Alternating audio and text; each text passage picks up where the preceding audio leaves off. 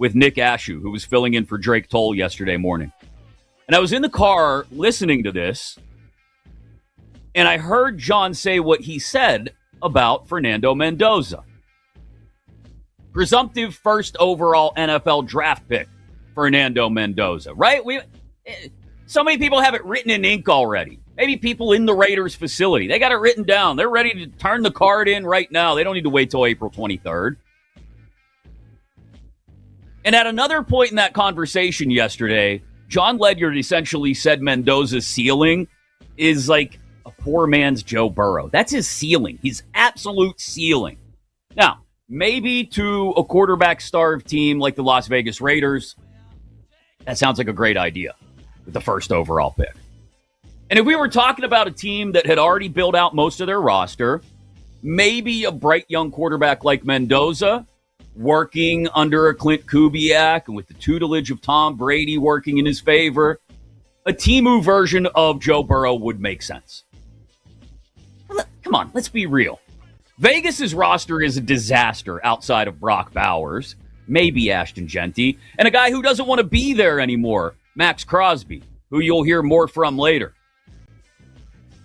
Even at the age of 28 and coming off an injury, Crosby's still in his prime and worth several high-end draft picks in a trade. And it goes without saying that the first overall pick in the NFL draft is worth some pretty pricey capital as well. So why isn't GM John Spytek listening to any and every deal that may be on the table for both of those items, Crosby and the first overall pick? There's no benefit to taking Mendoza, a quarterback who wouldn't be first overall in many other classes, and putting him behind a porous offensive line and asking him to learn on the job with only Genty and Bowers around him. In fact, it's the kind of disservice that will derail Mendoza's career before it even starts. The strategy for the Raiders should be to build out everything but the quarterback position, with picks acquired and accumulated by trading Crosby and the first overall pick and waiting to get their QB.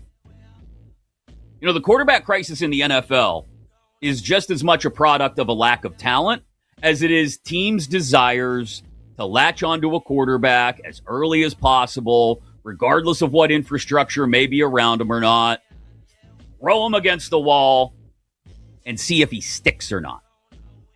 A lot of times, young QBs don't stick, not just because they may not be talented enough, but because they're not given as good a situation as possible. These quarterbacks go high in the draft, they join underdeveloped rosters, and in many instances, head coaches who either have way too much to lose, are on the hot seat, or are new and lack experience. It's a recipe for disaster. It is. And the Raiders are seemingly headed down the exact same path as so many other teams before them. Maybe Mark Davis, in between his trips to Supercuts, really has ceded control to people intelligent enough to slow play this thing, and the talk of Mendoza being all but cemented in as their pick is just a leverage play. Maybe the morning of April 23rd, we'll get news that Vegas has dealt the first overall pick for a boatload of picks, and we'll go about this the right way. But again, let's be real. It's the Raiders, a team that lives by Davis's father's mantra of just win, baby, while not really having any idea how to actually position themselves to do so. So what do you think? 310-840-4910 here on You Better You Bet, presented by BetMGM. Chris Mack in for Nick Costos here on Westwood One Sports. Is that a bridge too far?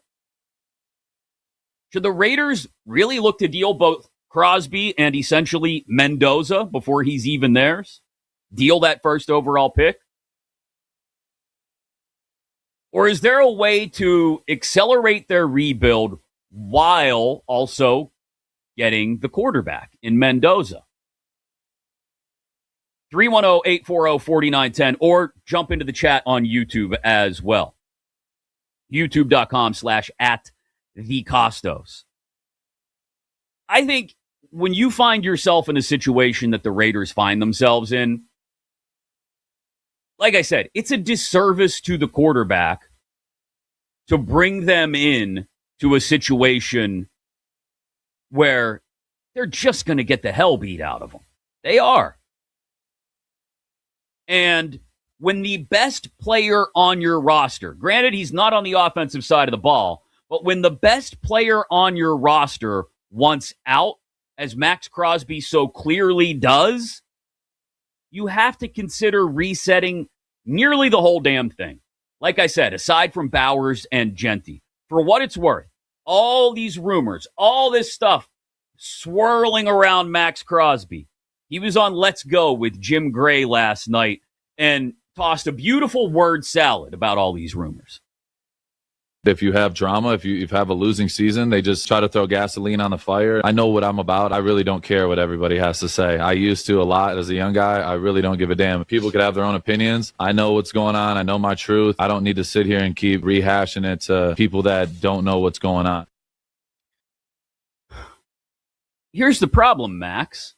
You've apparently doused that fire with your own gasoline. And it's totally fine if Maxx Crosby wants out of Vegas because he doesn't like the way Alex Guerrero handled sitting him down at the end of last year, because he doesn't feel like things are going in the right direction, because he wants to immediately play for a contender instead of spending more time languishing on a team that is showing no signs of climbing up out of the basement. So I don't blame Maxx Crosby, but first and foremost, Max, just own it. Own it. Go out there and tell everybody the truth. I don't like the way they sat me down at the end of last year and the reason they gave me for sitting down. Had they just been clear about it being injury related, maybe I would stomach it a little bit better. But I knew and they knew that it was about ensuring we lost as many games as possible so we could get the first overall pick. Just own it. That's first and foremost here. But if you're going to deal Maxx Crosby, who's still, I think, at the peak of his powers, especially when healthy, and he'll be healthy by the time next season starts. And there are teams out there looking for pass rushers. Maybe he doesn't end up in New England playing for Vrabel as he wants to. But regardless of where you trade Maxx Crosby, you still get a ton in return if you're the Raiders. Now take those assets, right, and start to build your roster out. Is it a bridge too far then to say that while you're building the roster out this year and next, you don't put a young quarterback in the middle of that mess? You wait to find your QB? I think, like I said, it's a disservice to Fernando Mendoza, but more importantly, the proper way to build a roster. Bill, you and I talked about this a little bit this morning before the show, and I think if you're going to rebuild, and trading Crosby is more than tanking at the end of the year, is a white flag on we're going to take some time to figure this out. If you're going to do that, to me, it makes all the sense in the world to get the best possible offer you can for that first overall pick, stock up on talent over the next couple of years, and then go find your quarterback, especially in a year bereft of quarterback talent. So I agree mostly with you, and I'm with you 100% they should trade Maxx Crosby. I mean, this is a guy who's turning 29 in August. Even if the Raiders rebuild goes brilliantly, it's going to take at least 2 years. And now he's sitting there at 31. And look, Crosby may be a guy who's awesome till he's 35, like a Calais Campbell. He's also a guy that might fall off a cliff at 31. Like even Trey Hendrickson wasn't quite as dominant last year before the injuries at 31. So that 30-year threshold is risky. This is the perfect time to trade Maxx Crosby, and he doesn't want to be there anyway. So I'm with you. Get all the assets in the world.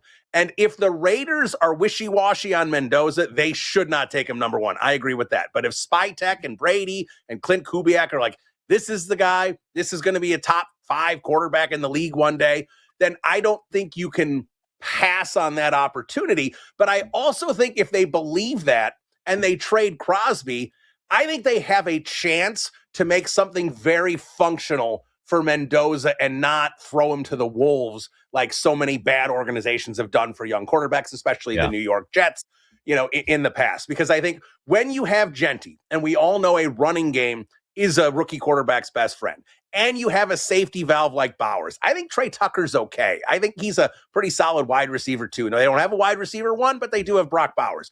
I think that's enough there. Their problem is their offensive line is a turnstile. Now, I think Jackson Powers-Johnson can be pretty good. I don't think there's much else on that line worth anything. I think they need to do a Chicago Bears type thing. If they trade Crosby, you've got a first-round pick sitting there. Use that on a tackle. Maybe if it's a later pick, maybe even an interior lineman, a guard. I think if they truly invest in the offensive line, get a couple free agents, get some rookies in there, they can make that offensive line pretty good.